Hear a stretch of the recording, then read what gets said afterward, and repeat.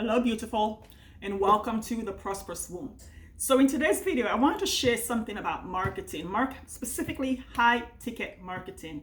Marketing when you have created your systems, your structures, you have your strategies in place, and you get to that place in your business, whether it's multiple six figures or seven figures, maybe early eight figures, and you're thinking to yourself, what's causing the marketing fatigue in my business?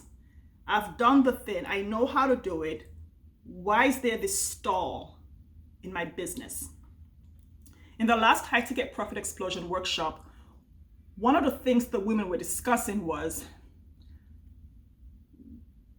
why is it so challenging, it seems, to stand out in a sea of multiple six-figure, seven-figure, and eight-figure coaches? Because everyone's at that level where they've done the thing, they've made the money, they've got the clients, they know how to sell, they know how to market. So it's not the how to, it's not the when, it's happened or it's in the process of happening.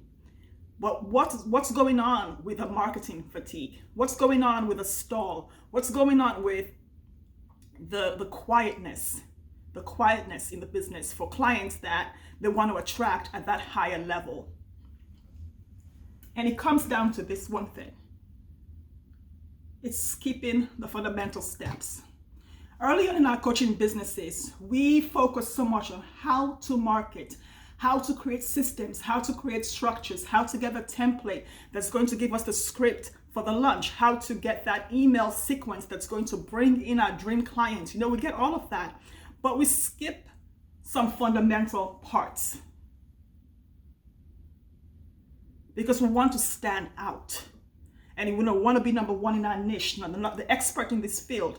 And I'm guilty of that too, definitely.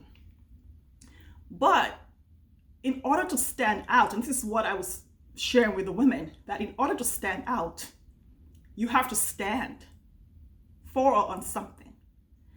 And many coaches in the coaching industry jump straight into standing out with the expertise in the foundational stuff of their business before they get to six figures, or before they create the business model that's going to last them for the next 10 or 20 years.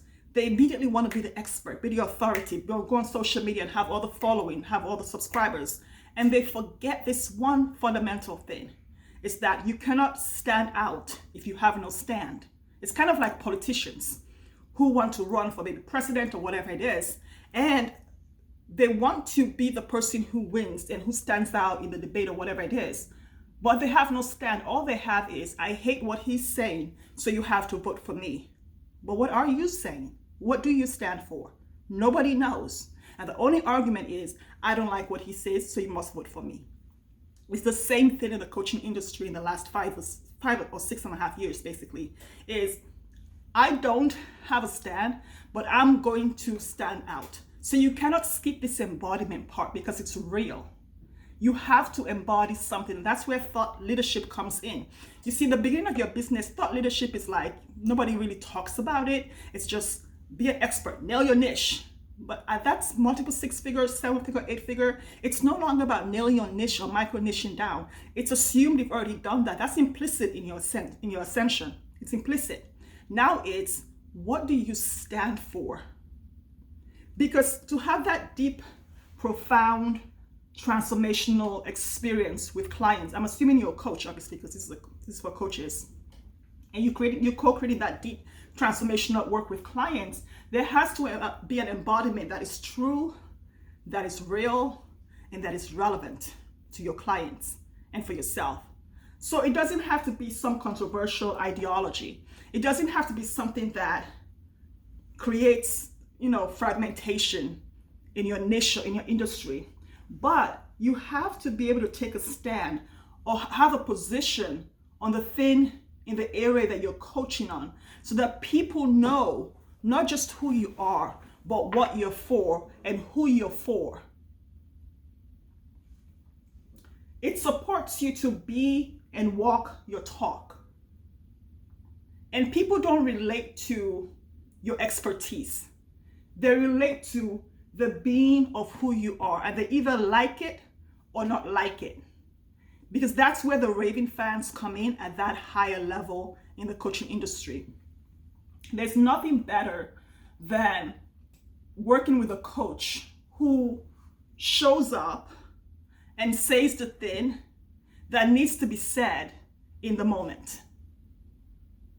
A lot of coaches are wishy-washy.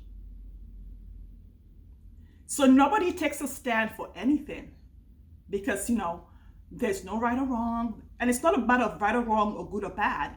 It is, what do you stand for? I stand for simplicity. I stand for high ticket profit explosions. I stand for women taking a stand for their own freedom. I stand for people being accountable for themselves and taking full responsibility for their own actions. And I don't waver on that at all. So when I'm working with clients, they know, okay, when I work with Mimi, my life is going to be super simple. I'm going to look and feel great naked. I'm going to make a lot of money. I'm going to be able to share the money I make with who I want to share with, invest it where I want to invest it, spend what I want to spend, save what I want to save, and do whatever the heck I want to do, whenever I want to do, with whoever I want to do it. And I'm going to learn how to stand in my own power, own my voice and my truth, and speak what I want to speak into the world. And a lot more too, okay? But they know that's what's going to happen when they work with me. Simplicity. That's my position in the industry. It's making an impact with more than just words.